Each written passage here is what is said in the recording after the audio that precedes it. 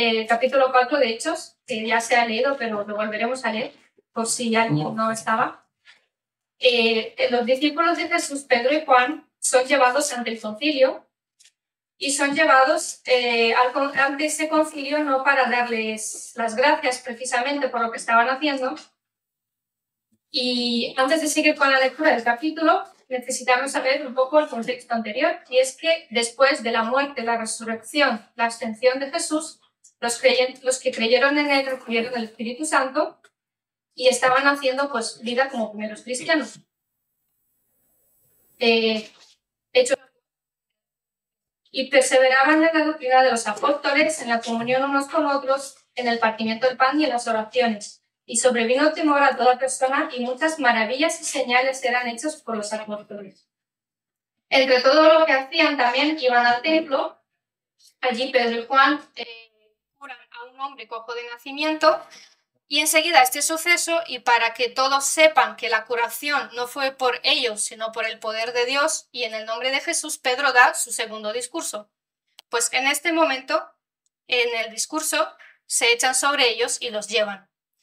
Y vamos a volver a leer, voy a pedirle a Raquel, el capítulo 4, de 1 al 31.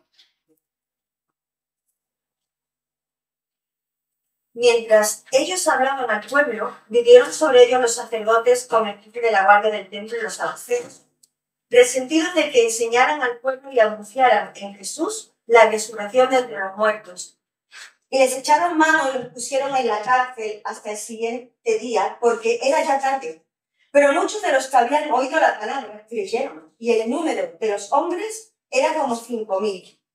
Aconteció al día siguiente que se reunieron en Jerusalén los gobernantes, los ancianos y los escribas, y el sumo sacerdote Anás, y Caifás, Juan, Alejandro y todos los que eran de la familia de los sumos sacerdotes. Y poniéndolos en medio les preguntaron: ¿con qué potestad o en qué nombre habéis hecho vosotros esto? Entonces Pedro, lleno del Espíritu Santo, les dijo: gobernantes del pueblo y ancianos de Israel, puesto que hoy se nos interroga acerca del beneficio hecho a un hombre enfermo, de qué manera éste ha sido sanado, sea notorio a todos vosotros y a todo el pueblo de Israel que en el nombre de Jesucristo de Nazaret, a quien vosotros crucificasteis y a quien Dios resucitó de los muertos, por él este hombre está en vuestra presencia sano. Este Jesús es la piedra rechazada por vosotros, los edificadores, la cual ha venido a ser cabeza del ángulo. Y en ningún otro hay salvación, porque no hay otro nombre bajo el cielo, dado a los hombres, en que podamos ser salvos. Entonces, viendo la valentía de Pedro y de Juan, y sabiendo que eran hombres sin letras y del vulgo, se admiraban, y les reconocían que habían estado con Jesús. Y viendo al hombre que había sido sanado, que estaba en pie con ellos, no podían decir nada en contra. Entonces les ordenaron que salieran del concilio, y deliberaban entre sí, diciendo: ¿qué haremos con estos hombres? Porque, de cierto, señal evidente ha sido hecha por ellos, notoria a todos los que viven en Jerusalén, y no lo podemos negar. Sin embargo, para que no se divulgue más entre el pueblo, amenacémoslos para que no hablen de aquí en adelante a hombre alguno en este nombre. Entonces los llamaron y les ordenaron que en ninguna manera hablaran ni enseñaran en el nombre de Jesús. Pero Pedro y Juan respondieron diciéndoles: juzgad si es justo delante de Dios obedecer a vosotros antes que a Dios, porque no podemos dejar de decir lo que hemos visto y oído. Ellos entonces, después de amenazarlos, los soltaron, no hallando ningún modo de castigarlos por causa del pueblo, porque todos glorificaban a Dios por lo que se había hecho, ya que el hombre en quien se había hecho este milagro de sanidad tenía más de 40 años. Los creyentes piden confianza y valentía al ser puestos en libertad, vinieron a los suyos y contaron todo lo que los principales sacerdotes y los ancianos le habían dicho. Ellos, al oírlo, alzaron unánimes la voz a Dios y dijeron: soberano Señor, tú eres el Dios que hiciste el cielo y la tierra, el mar y todo lo que en ellos hay. Que por boca de David tu siervo dijiste: ¿por qué se amotinan la gente y los pueblos piensan cosas vanas? Se reunieron los reyes de la tierra y los príncipes se juntaron en uno contra el Señor y contra su Cristo. Y verdaderamente se unieron en esta ciudad Herodes y Poncio Pilato con los gentiles y el pueblo de Israel contra tu santo Hijo Jesús, a quien ungiste para hacer cuanto tu mano y tu consejo habían antes determinado que sucediera. Y ahora, Señor, mira sus amenazas y concede a tus siervos que con toda valentía hablen tu palabra, mientras extiendes tu mano para que se hagan sanidades, señales y prodigios mediante el nombre de tu santo Hijo Jesús. Cuando terminaron de orar, el lugar en que estaban congregados tembló y todos fueron llenos del Espíritu Santo y hablaban con valentía la palabra de Dios. Y vamos a analizar este texto en 3 bloques. Primero vamos a ver el versículo de 1 al 7, el contexto y la acusación que les hace el Sanedrín a Pedro y a Juan. Después vamos a ver la respuesta de Pedro ante las acusaciones y las amenazas del Sanedrín hacia ellos, versículos del 8 al 22. Y por último, del 23 al 31, veremos la respuesta de la Iglesia ante esas amenazas. Vamos con el contexto y la acusación. Pedro hablaba a la multitud sobre Jesús, el cumplimiento de las Escrituras, su venida, muerte, resurrección, y llamaba a los presentes a arrepentirse y a convertirse. Entre tanto, llegaron los saduceos y el capitán de la Guardia Civil del templo y los sacerdotes. Los cogieron y los pusieron en la cárcel hasta el día siguiente. El capitán de la Guardia del templo era un jefe de la policía del templo. Era como el brazo derecho del sumo sacerdote y tenía que supervisar el orden en el templo. Cuando había alguna aglomeración, era inevitable que él se presentara en escena con la policía del templo. En este caso, además, vinieron también los saduceos, que eran la clase aristócrata y adinerada, y eran muy influyentes. Estaban ahí por 2 razones. Primero, porque se estaba predicando la resurrección de los muertos, en lo cual no creían. Y segundo, porque les interesaba mantener buenas relaciones con los romanos para perseverar su riqueza y su posición.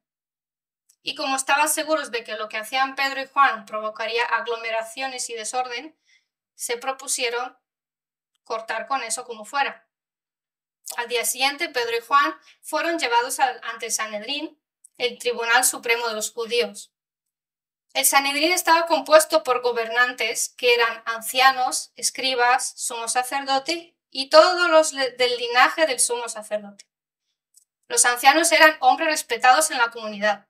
Los escribas eran expertos en la ley tradicional. El sumo sacerdote era el responsable espiritual de Israel y actuaba de mediador entre el Dios y el pueblo, y también presidía el Sanedrín. Antiguamente, al inicio del sacerdocio, el sacerdote era exclusivo del linaje de una tribu y era hereditario, se pasaba de padres a hijos. Pero en tiempo de Jesús ya no era así, ya no era hereditario, pero sí estaba en manos de unas pocas familias privilegiadas. Y se convirtió en lucha de poderes, con soborno y corrupción, y podías ascender a ese título o caer y perderlo.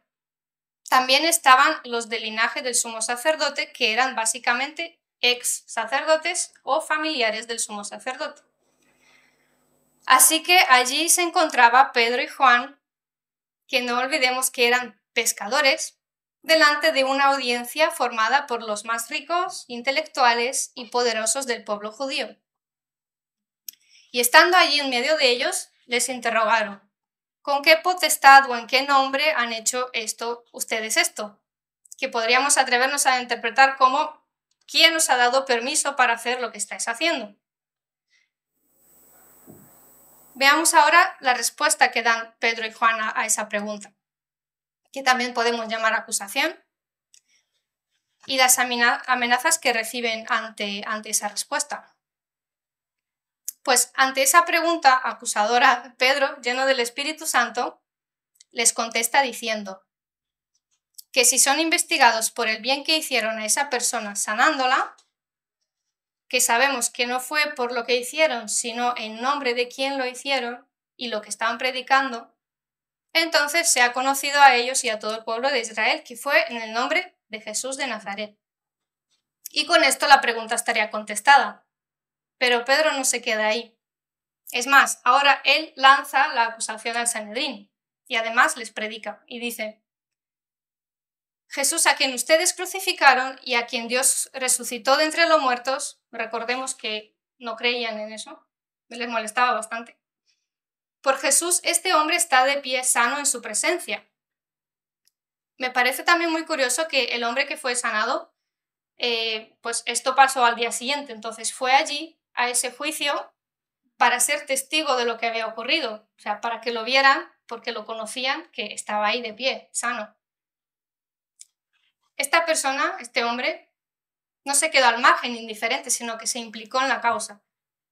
Y sigue diciendo, este Jesús a quien ustedes crucificaron y a quien Dios resucitó es la piedra rechazada por ustedes los edificadores, la cual ha llegado a ser cabeza de ángulo. Y en ningún otro hay salvación. No hay otro nombre debajo del cielo dado a los hombres a quien podamos ser salvos, en quien podamos ser salvos. Está en versículos 11 y 12. Y les suelta todo esto como si no supiera delante de quién estaba hablando. Parece un poco inconsciente o incluso suicida, pero Pedro sabía ante quién estaba, pues era el mismo tribunal que había condenado hace poco a muerte a Jesús mismo. Sabía perfectamente que se estaba jugando la vida, pero como les dijo Jesús en Hechos 1:8, recibiréis poder cuando haya venido sobre vosotros el Espíritu Santo y me seréis testigos en Jerusalén, en Judea, en Samaria y hasta lo último de la tierra. El Espíritu Santo de Dios le dio poder y valentía para hacer lo que estaba haciendo y lo que estaba diciendo. Seguimos en el versículo 13. Viendo la valentía de Pedro y de Juan y teniendo en cuenta que eran hombres sin letras, es decir, que no tenían ningún tipo de preparación académica ni técnica, especialmente en cuestiones de ley. Teniendo esto en cuenta, el Sanedrín se asombraba y reconocía que habían estado con Jesús. A pesar de ser unos simples pescadores, sin preparación ni estudio especial, los más intelectuales y poderosos del momento reconocían ese hecho. Los efectos que causaba haber estado con Jesús eran más que evidentes y extraordinarios. Y viendo también de pie al hombre que habían sanado, no tenían nada que decir en contra. Como quien dice, los dejó callados. Entonces les dicen que salgan para ver qué vamos a hacer con ellos. Estas personas del Sanedrín se dan cuenta de que poco más pueden hacer de momento, ya que era evidente, no podían negar que por medio de Pedro y Juan fue hecho un milagro. El hombre a quien fue hecho el milagro lo conocía porque si estaba allí, dice que tenía 40 años, no sé desde cuándo estaba ahí en la puerta, a lo mejor, no sé, digamos, como poco, 10 años, lo conocían porque estaba ahí en la puerta todos los días, cuando iban al templo lo veían. Y ahora estaba allí de pie, por eso no podían decir nada en contra, lo único que podían hacer era amenazarlos para que no se divulgue más lo que estaba predicando, para que no hablen a ninguna persona más en ese nombre. Y así lo hicieron, les llamaron y les ordenaron terminantemente que no hablaran ni enseñaran en el nombre de Jesús. Y menos mal que no les hicieron caso. Pedro y Juan lo tenían muy claro, y así lo dijeron, no iban a obedecer a ellos antes que a Dios.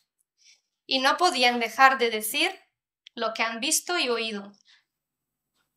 Y como no podían hacer más por causa del pueblo, porque todos alababan y glorificaban a Dios por lo que había pasado, los amenazaron más y después los soltaron. ¿Y cuál fue la respuesta de Pedro y Juan junto con la iglesia ante esas amenazas? Estamos en el versículo 23. Una vez sueltos, fueron a los suyos y les contaron todo lo que se les había pasado y lo que les habían dicho. Entendemos que los suyos eran los demás apóstoles y más personas que estaban empezando a formar la iglesia primitiva. Cuando ellos lo oyeron, les entró un gran miedo y desánimo y empezaron a dispersarse cada uno a su casa. ¿No? No fue así. De un solo ánimo, alzaron sus voces a Dios y oraron.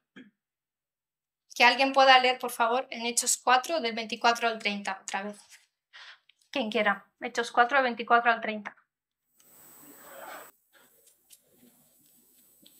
Ellos al oírlo alzaron unánimes la voz a Dios y dijeron: Soberano Señor, tú eres el Dios que hiciste el cielo y la tierra, el mar y todo lo que en ellos hay, que por boca de David tu siervo dijiste: ¿Por qué se amotinan las gentes y los pueblos piensan cosas vanas? Se reunieron los reyes de la tierra y los príncipes se juntaron en uno contra el Señor y contra su Cristo.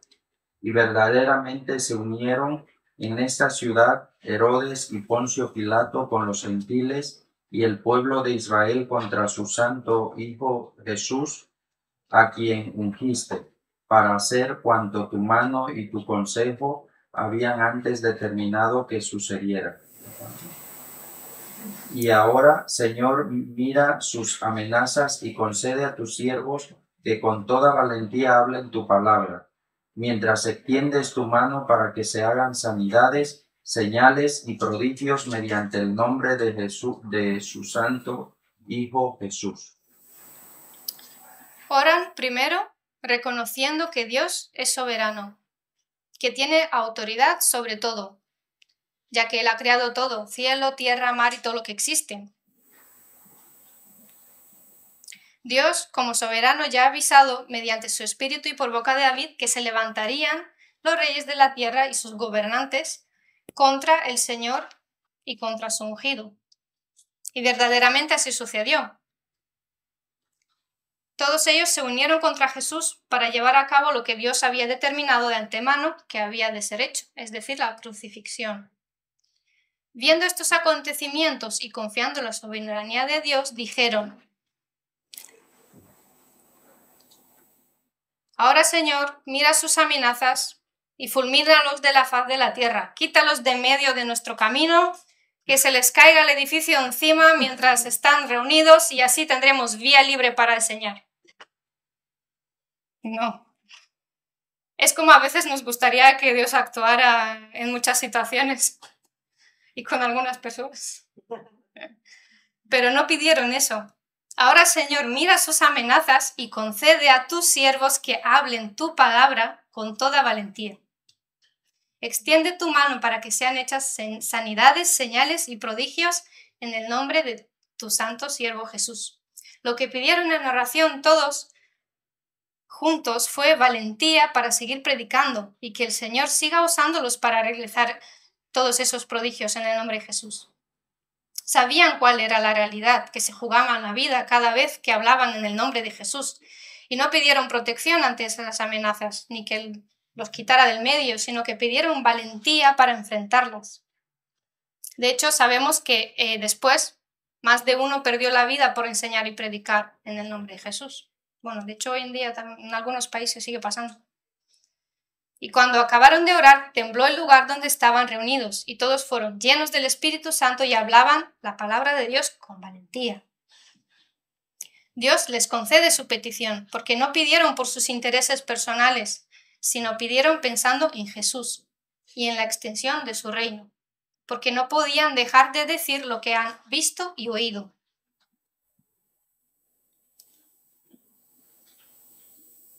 Veamos ahora cómo podemos aplicar esto a nuestro contexto. Imaginemos que nos llevan ante el Congreso de los Diputados para acusarnos por enseñar y hacer prodigios en el nombre de Jesús. O que nos llevan al Vaticano delante del Papa. Bueno, a lo mejor me estoy pasando. Nos llevan al Pleno de Alcobendas o de Sansen. O algo más pequeño y familiar. A lo mejor ni siquiera hace falta esto. Estamos ante nuestro amigo, si lo tenemos, debemos tenerlos. Vecino, compañero de trabajo, ante nuestros familiares, persona o personas que te vengan a la mente. Pedro y Juan hablaron ante el Sanedrín, los más ricos e inteligentes, los privilegiados, y no se dejaron intimidar. Creyeron a Jesús cuando les dijo que recibirán poder para ser testigos. Su valía y dignidad venía de Jesús, no de los poderes del dinero o del intelecto humano. ¿Cómo actuamos nosotros cuando nos intimidan hoy en día? ¿Nos atrevemos a hablar o preferimos no entrar en polémicas? Y me refiero a hablar calmadamente, discusión pacífica, amena, no peleando o enfadarse, porque al final acaba siendo una guerra eso. Personalmente, más de una vez no he entrado en ciertas conversaciones porque sabía que me iban a juzgar o que me iban a enfurecer. Seguramente necesite estar más tiempo con Jesús para ser más como Él. Los representantes del Sanedrín quedaron asombrados con su manera de hablar y reconocían que habían estado con Jesús. Estar con Jesús provoca tales efectos en nuestra vida que se hace más que evidente que estamos con Él. Nuestra manera de hablar y actuar con los demás, sobre todo en problemas, porque de normal somos todos muy majos, nuestras prioridades, nuestras actitudes, en definitiva, nuestros hechos hablan más fuerte que nuestras palabras sobre lo que creemos y con quién estamos. Todavía me quedan muchas cosas que aprender de Jesús. Necesito estar más tiempo con Él. ¿Y qué hay de la oración que hicieron? Me parece increíble. Reconociendo primero quién es Dios, pidieron valentía para hablar con su palabra. Y Dios se lo concede, porque estaban dispuestos a perder incluso la vida. Ojalá hagamos lo mismo si algún día llega a tal situación, pues la prioridad de ellos, incluso por encima de sus vidas, era Jesús. Ahora cada uno con su situación personal. ¿Qué estamos dispuestos como iglesia a hacer por Jesús? ¿Qué estoy dispuesta yo a hacer por Jesús? ¿Qué estás dispuesto tú a hacer por Jesús? Cuando estamos con Él, aprendemos de Él cómo es, cómo actúa, lo que nos enseña acerca del reino de Dios. Los demás intereses personales pasan al segundo plano, porque lo primero es tener nuestra mirada en Jesús, como la tuvieron los discípulos, incluso antes que nuestra propia vida y nuestras causas personales.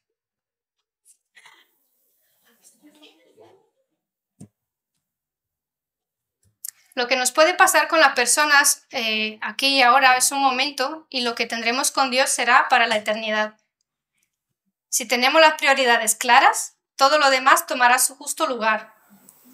¿Qué tengo en el primer puesto de mis prioridades? Mi familia, mis hijos, mi trabajo, el sustento económico, mi desarrollo personal, la iglesia, mi ministerio. Y todas estas cosas son muy buenas e importantes. Dice Dios que hagamos todo como para Él, pero no pueden tomar el lugar de Dios. Si nuestra mirada está primero y antes que nada en Jesús, todo lo demás estará en su justo lugar y con la atención adecuada.